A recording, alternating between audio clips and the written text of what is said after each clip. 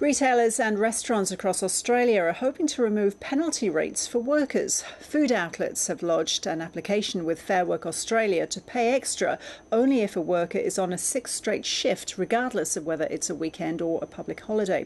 And the retail industry also wants their Sunday penalty rate cut from double to time and a half. Professor John Buchanan is the head of the Workplace Research Centre at the University of Sydney. He says on the face of it, there is a case for employers to try and find ways to cut costs. Yes, look, in an immediate sense, yes, these employers are under immense price competition.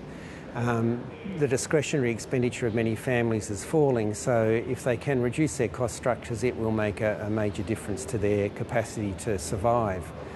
Against that, however, we've got to weigh up a community interest. The reason we have penalty rates is so that people can have common time off to participate in things like sporting events, and if it becomes very easy for people to work any time of the day or night or any day of the week, it makes it harder for people to coordinate their non-work activities.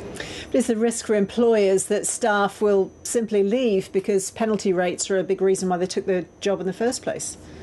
Sure. Look, these are relatively low-skill sectors. Barriers to entry are fairly limited, and that means often the only way people can make ends meet is by getting penalties or overtime. If you take away those extra benefits, it will be hard to get the quality of labour you need. But once again, we've got to remember employers are not silly in this regard. Australia has very high levels of underemployment, that is part-timers who want more hours of work. And whilst there could be a drop away in some of their staff, there are probably quite a number waiting in the wings who will take the jobs at a lower rate of pay. What happens in other countries? Is Australia unusual in still having penalty rates?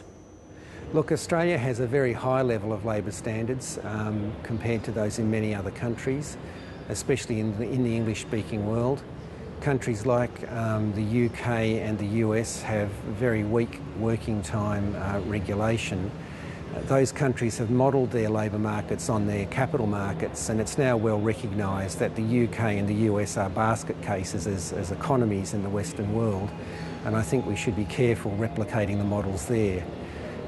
So yes, there is a trend, particularly in the English-speaking world, to wind these back, but not necessarily in the other countries. In continental Europe, there is still protection for these working time rights, and I think we should get what is appropriate for our circumstances and not necessarily follow what appears to be a trend in other parts of the globe.